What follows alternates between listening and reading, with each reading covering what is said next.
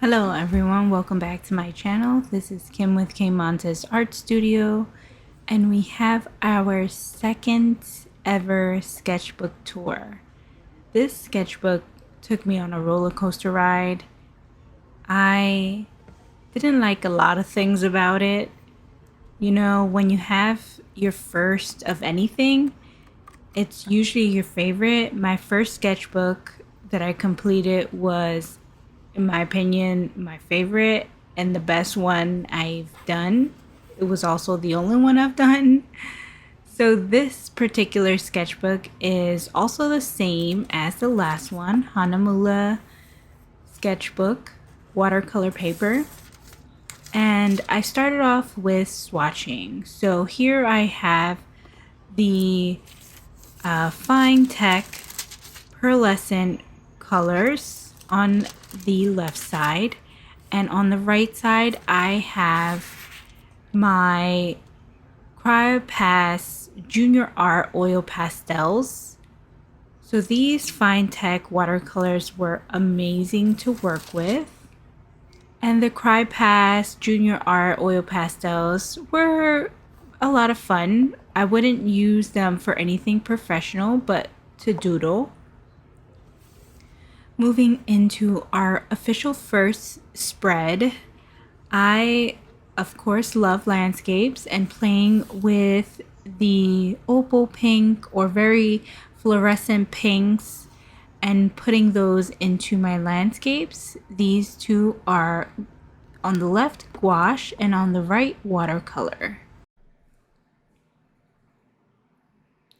Moving on, here we have a plein air painting that I did earlier on, maybe in May or June, and I sat by the river near our home and just observed different views, practicing my watercolor skills and understanding some shade and shadow.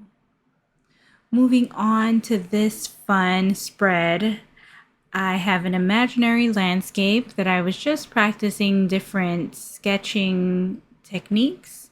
And here I have a night landscape view that I painted from my car. That one was actually very challenging. Moving on to this spread, I was going to teach a watercolor class to my students, and I wanted to practice color mixing, watercolor techniques, and I use my Daniel Smith watercolor pan. Again, continuing these different techniques, they were required to have a certain book that they observed from, and this sketch actually came from the book, but afterwards I added some color pencil to finalize the landscape in my style. Moving on to this spread, on the right, we have some more techniques I was really practicing for several weeks and understanding light, shade, and shadow. Here, I have a really bad interior sketch that I hate, and I just don't know why I did that way. Again, continuing the practice with just two colors and diluting the water. So here's where things get really ugly, and I continue to practice exterior views, and I don't know what I was doing, so I went back in and sketched over it.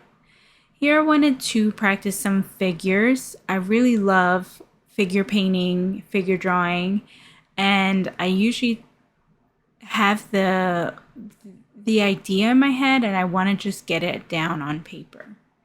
So again, coming back to some of the ugly stuff, I was observing different architectural books, and I wanted to capture weird angles, and it wasn't successful, and I think I really hated that page, so I went back over it again with the color pencil and added some extra details. So at this point, I had been practicing watercolor for about 3 or so weeks, and using the book that the students were required to have. and I just wasn't able to get what I was trying to capture. So I abandoned the sketchbook for a while, and then I came back to it and I did what I normally do, landscapes. And I usually like to imagine what my house would be like if I moved it to a different landscape. So that's where that little house came from. And this one here is an aerial view of an imaginary city. Continuing the observation and realizing how rusty I am at observation, I observed my bookshelf and my former art desk in my room. This is another plein air painting that I did on site, and again, not happy at all with any of these pages so far. But there is a video on these two sketches, the one that we're looking at now and the previous one. So definitely check out that video. Here is where I started to feel a little bit of life again, and going back to my typical colors, my vibrant pinks and blues, and just really having fun. I took a photo of these birch trees and wanted to abstract them. Then I came back to an old concept that I had been playing around with, aerial views of trees and parks. And I kind of invented this site and just played around with color. So when I get really stuck, I really force myself to push the color boundary and really get creative with imagination.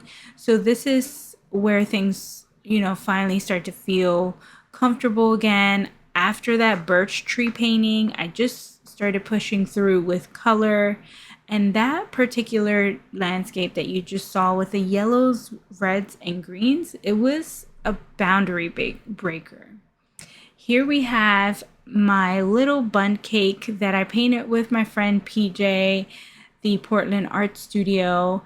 And this is a memory I'll have forever. This is another landscape painting from imagination, and here I'm playing around with my glass dip pen. I had just purchased it and I wanted to really play with lines. I've been obsessed with line work and just, testing out different lines. Here's something completely different from what I normally do, but it was so much fun. I played around with blobs. I was inspired by Sophie McPike and the colors that she does and some of the blobby things that she talks about on some of her sketchbooks. And so then I tried it again, and this time around I wasn't loving it. I don't know if it was the medium that I was using. I think I was using crayon, a Neo Color 2 crayon, and a couple other like markers and things just got weird. The black was really throwing me off, but sometimes you just gotta leave it be where it is. In this next drawing, I practice figures again, but this time I'm working with faces. This little sketch here is from Royal Land Nichols Essentials palette, and I had so much fun with that little palette. I love using it to go, and it's just so tiny and compact. So I use that for these figures, and I used this image from Pinterest, and I loved her outfit. So again, I'm practicing with that same palette, and I wanted to practice faces. I knew I was preparing for a portrait and I needed to get some studies done.